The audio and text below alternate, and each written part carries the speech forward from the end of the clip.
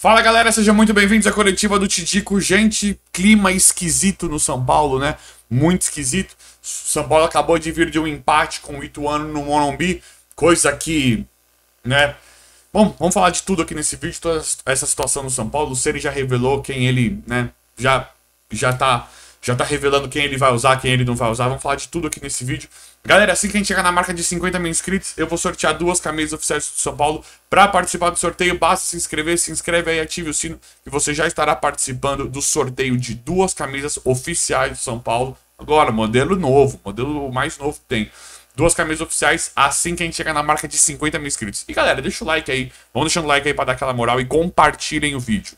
Gente, esse vídeo aqui é um oferecimento de OneFootball, é isso mesmo, simplesmente o melhor aplicativo de futebol que tem. Você vai no primeiro link da descrição ou no primeiro comentário fixado e baixa ele gratuitamente, está disponível para Android e iOS. E você tica seu time do coração, nosso São Paulo Futebol Clube, nosso tricolor do Morumbi, você tica o São Paulo ou qualquer outro clube e recebe todas as últimas notícias, últimas informações. Mercado de transferência ainda tá rolando, você acompanha tudo na OneFootball, não só aqui do Brasil, como lá fora. São Paulo ainda quer jogadores, o Rogério fala que precisa de jogadores. Fora que na OneFootball também todas as últimas informações, últimas notícias, né? Você acompanha a Bundesliga, é isso mesmo. Bundesliga já voltou e na OneFootball você acompanha a transmissão de todos os jogos de graça. É muito legal, né? Tá esperando o quê? Vai agora no primeiro link da descrição ou no primeiro comentário fixado e baixa o OneFootball. Simplesmente o melhor aplicativo de futebol que tem. Você baixa ele gratuitamente, disponível para Android e iOS. Valeu, OneFootball!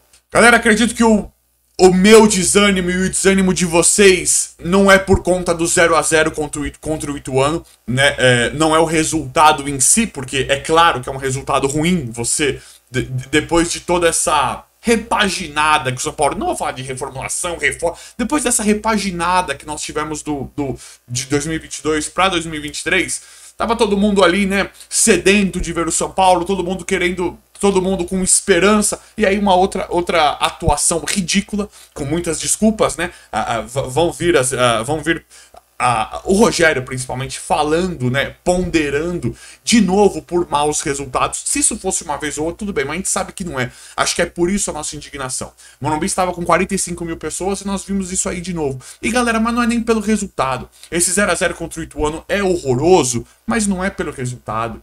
É por mais do mesmo. É por parecer que a gente está em julho de 2022. É simplesmente a mesma coisa. Nós estamos vendo o Rogério fazer as mesmíssimas coisas sem evolução nenhuma no trabalho. É isso que deixa a gente pé da vida, é isso que deixa a gente decepcionado com esse trabalho do Rogério Ceni. Ele fala que se ganha a torcida gosta, se perde não gosta, ele simplifica a situação. Torcida com o São Paulo e torcida com ele. Não é, Rogério. Não é. Não é pelo resultado, não é pelos resultados ruins que você tem no São Paulo. É por você não conseguir ganhar do Del Valle. É que tudo bem que ele era título, mas é porque a gente não vê futebol em 80% dos jogos que você esteve como técnico do São Paulo, a gente não vê futebol. Nós vemos escalações equivocadas, substituições que atrapalham o time, que não funcionam em campo. Nós vemos que você não tem jogo de cintura, não tem jogo de cintura com os jogadores, não tem malícia de jogo como técnico. Então não são só seus resultados são ruins, mas as grandes críticas, a grande indignação não são por conta só dos resultados. É por conta que não vê futebol. É porque a gente vê que você fala que o São Paulo tá falido, que qualquer time é melhor, mais bem organizado que o São Paulo. Isso né, é mais ou menos o que você tenta nos passar. Só que você não faz isso em campo. Em campo você tenta jogar propondo o jogo, você tem toda uma metodologia que não funciona de atacar. Se é tão ruim, se o São Paulo é tão lixo, se não tem o David, que é o melhor jogador do mundo aí pra você, se não tem se não tem lateral esquerdo, que é o que você bate na tecla, né? O David lateral esquerdo agora.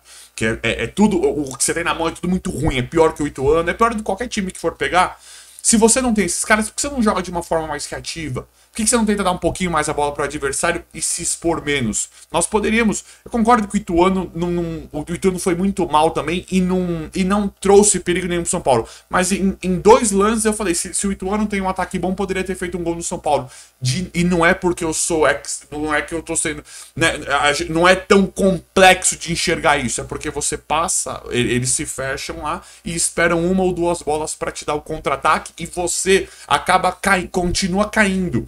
E as suas jogadas ofensivas não têm eficácia nenhuma, porque você deu mais ou menos 30 cruzamentos de novo, que quando vira 30, não são mais cruzamentos. Cruzamentos são até 7 ou 8. Não são mais cruzamentos, são chuveirinhos. Aí a gente entende que são chuveirinhos ineficientes para a área. Então você, ainda bem que o Léo não está mais, aí você não pode inventar tanto na zaga. Aparentemente agora nós temos uma dupla boa de zaga, mas aonde você pode pôr a mão, aonde você faz o trabalho, que agora tem sido no ataque, não funciona. Não funciona e você não consegue enxergar. Parece que todo esse tempo que teve para mudar, para tentar fazer alguma coisa com os novos jogadores, não mudou nada. E parece que você não aprendeu nada com o mau futebol e os resultados ruins que você teve na temporada de 2022 para 2023. Galera, acho que o plus da noite, né? Acho que foi... depois da coletiva dele, o que ele falou do Marcos Paulo, né? Como ele vai na contramão de tudo.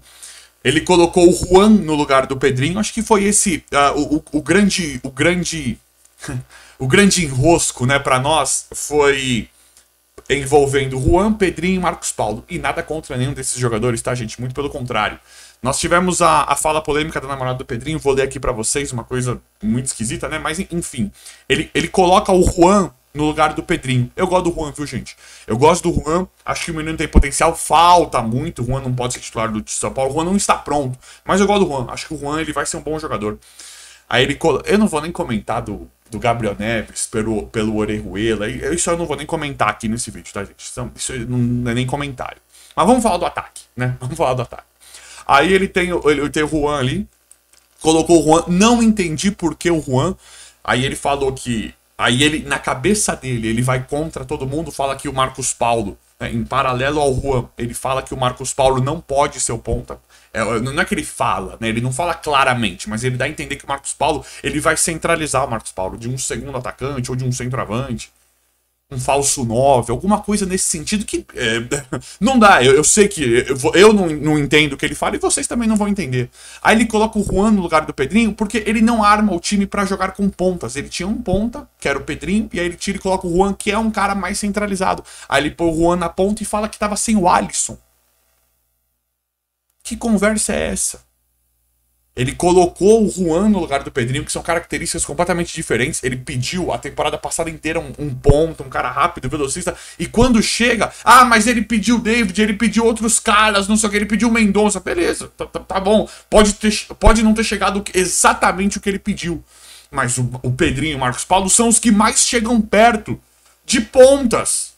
De caras que podem fazer o facão, que podem ir pra esse 1 contra 1. Marcos Paulo falou que gosta de ir pro 1 contra 1. Pra mim, Marcos Paulo joga muito, viu, gente? Mas eu vou chegar nele. E aí ele coloca o Juan no lugar do Pedrinho, não dá pra entender. Independente do Pedrinho, o Pedrinho não tava fazendo uma excelente partida, mas pra mim também tava interessante, pra mim tava legal. Aí não dá pra entender por que ele muda a característica desse jeito. Ele não armou, ele falava em 2022 que queria esse cara e chegaram esses caras. Ele meramente não arma o time pra jogar com os pontas. Ele não tem essa tática. Se chegasse o David, o Mendonça, os melhores aí pra ele, né? Se chegasse esses caras que são pra ele, acho que devem ser pontas, ele não teria uma tática preparada, ele teria que mudar todo o formato dele, porque ele continua jogando em um suposto 4-4-2. Então, tudo que o Rogério faz ou fala não tem lógica. Não tem lógica nenhuma. E aí, isso com o Marcos Paulo, isso aí que rolou com o Marcos Paulo, isso é a pior coisa que podia acontecer pra nós, né? Que aí ele falou desse jeito e agora a gente já percebe que ele não vai usar o Marcos Paulo tanto quanto a gente imaginava e não vai usar o Marcos Paulo de ponta. Para mim, o Marcos Paulo é um dos melhores do ataque, viu, gente? Caleri é o melhor, mas completamente diferente, é centroavante. Rato entrou jogando muito bem. Para mim, o Marcos Paulo é um cara que joga bem pra caramba, um cara que joga bem futebol. Agora nós já vimos que ele vai colocar a mão dele, especialmente em cima do Marcos Paulo. Aquela mão que ele colocou em cima do Bom, a gente sabe quando ele mexe que não dá nada certo, né? A gente sabe que quando ele. Então eu fiquei muito chateado. A gente. E o que mais incomoda a gente é que a gente já esperava algumas atitudes assim do Rogério, né? A gente já esperava. A gente só não queria enxergar, a gente tava querendo acho que se motivar, ter esperança, né? Pra ver o nosso São Paulo. Mas o que incomoda é o que eu falei, não é nem o resultado. O São Paulo acho que consegue reverter isso no Paulista. O que não dá pra entender o que não dá é pra ter esperança no trabalho do Rogério Ceni como técnico. Gente, namorada, o Gabriel Sá trouxe uma informação aí que a namorada do Pedrinho, atacante, ela fez um post. Parece que ela já era torcedora, né? Parece que ela já era torcedora do São Paulo e ela dava essas cornetadas assim. E aí, quando o Pedrinho é substituído, ela faz um post e ela apaga o post. Ela fala assim: não é por nada não, mas mexeu no time e parece que ficou pior. E colocou um emoticon lá, uma carinha de palhaço. Tipo assim, fazendo uma crítica, né? A alteração do Rogério Ceni.